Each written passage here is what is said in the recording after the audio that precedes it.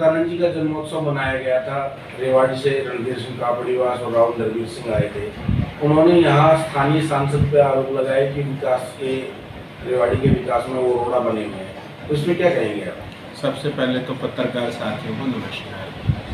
और जैसे कि कल ज्ञात हुआ कि आश्रम के अंदर दड़ोली के अंदर काफ़ी अहिरवाल के 2-3 नेताओं ने शिकरत की है। ऐसा नहीं है, व्यवस्था रेवाड़ी ज़िले की, जैसे कि बाहर के लोग आते हैं, हम लोग भी डेली अप डाउन करते हैं, तो पानी की, सड़कों की व्यवस्था जो है फ़िलहाल सीवरेज की है। पानी की जो निकासी है, अगर ज़्यादा बरसात होती है तो उसके अंदर कुछ ना कुछ समस्याएं ज़्यादा हैं, और सीवरेज का जो सिस्टम है ठीक नहीं, इस पर सरकार को थोड़ा सा ध्यान भी देना चाहिए। और हम तो ये कहते हैं कि चलो राजनीति एक अलग चीज़ है, लेकिन आम जनता को अगर समस्याएं हैं तो उसका समाधान प्रशासन को भी और राजनीतिक लोगों को भी देना चाहिए। किसानों को आंदोलन पे बैठे हुए लगभग 8 महीने हो गए हैं। अभी आने वाली 27 तारीख को वो टोल नाकों पर अपना वर्चस्व बढ़ाएंगे, उनको फ्री करने के लिए बोल रहे हैं, तो इस पे आपकी क्या कहेंगे? देखिए, हम किसानों की हित की बात करेंगे हमेशा, और हमने की भी है। मेरी जब भी पत्रकार साथियों से कोई वार्ता होती है, तो जिस देश का अगर किसान सड़कों पे बैठा है तो कहीं ना कहीं नुकसान सभी को है। अगर किसान नाराज है देश का, तो ऐसी राजनीति का भी कोई फ़ायदा नहीं है। लोगों को सरकार के साथ बातचीत करनी चाहिए, राजनेताओं को करनी चाहिए। किसानों की जहां आपस की सहमति की बातें होती है सरकार के साथ, वो मिलजुल कर इस समस्या का समाधान करना चाहिए, क्योंकि अगर किसान नाराज है तो कहीं ना कहीं आम जनता सरकार से भी नाराज है।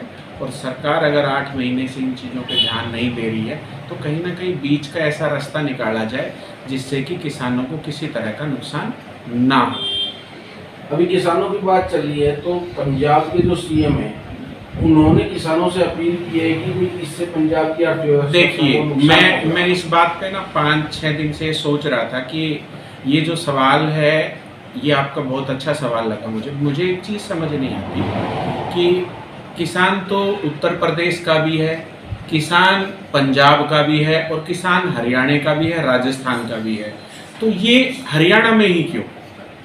ये चीज़ें वो लोग अपने क्षेत्र में भी कर सकते हैं, जैसे यूपी है, यूपी में भी कर सकते हैं, ऐसा नहीं है। हरियाणा को ही इन लोगों ने जैसे माध्यम बनाया हुआ है कि कुंडली बॉर्डर पे बैठे हैं, इधर टिकरी बॉर्डर पे बैठे हैं, तो मैं चाहता हूँ कि हरियाणा भी में भी इस तरह से अगर लगातार हम ये नहीं कहते कि भाई किसानों की बात ना रखी जाए। किसान बैठे हैं, जायज़ बैठे हैं, अपनी मांग मांगने का तरीका होता है, वो चाहे किसी तरीके से भी करे, शांतिपूर्वक बेचारे बैठे हैं, और उनकी बात अगर सरकार सुनती है और सरकार बीच का कोई रास्ता निकालती है, तो इस चीज़ का तो हम स्वागत कर रहे हैं कहीं ना कहीं। लेकिन सबसे बड़ी बात यह, मुझे इस बात का बहुत अफसोस होता है कि ये चीज़ यूपी छोड़ के हरियाणा में, उधर पंजाब छोड़ के हरियाणा में, ये बात मुझे समझ नहीं आती।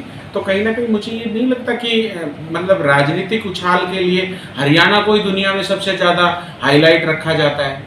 किसी भी आरक्षण की बात होती है, जब भी कभी कोई बात आती है, तो हरियाणा को मुद्दा क्यों बनाया जाता है? नहीं, मैं ये पूछना चाह रहा हूँ, जैसे सीएम ने उनको निर्देश दिए हैं कि भाई आप हरियाणा में या दिल्ली में अपना प्रदर्शन करो, तो क्या ये राजनीतिक प्रायोजित धरना प्रदर्शन है? देखो, राजनीति तो मैं नहीं कहता, देखो देश सभी का है, मैं ये नहीं कहता, और हरियाणा भी सभी का है, हर स्टेट के अंदर हर मूल निवासी रह सकता है, ऐसा नहीं है। लेकिन इस चीज़ से बड़ी मुझे ही नहीं बल्कि बहुत सारे लोगों को है कि कहीं ना कहीं फिर राजनीतिक एजेंडा ज़्यादा बनाया जाता है हरियाणा की राजनीति को लेके, कि ये सब चीज़ें हरियाणा में क्यों होती हैं। तीनों जो बॉर्डर्स हैं दिल्ली में एंट्री के लिए, हरियाणा में ही किसान लगातार बैठे, यूपी का किसान भी यही। ठीक है, आप प्रदर्शन कर रहे हो, शांतिपूर्वक कर रहे हो, तो इसके लिए आप दिल्ली भी देख सकते हो, हरियाणा में लगातार ऐसा नहीं होना चाहिए। 23 तारीख को शहीदी दिवस मनाया जा रहा है, तो स्थानीय सांसद झज्जर में शहीदी दिवस मना रहे हैं, तो रेवाड़ी में क्यों नहीं?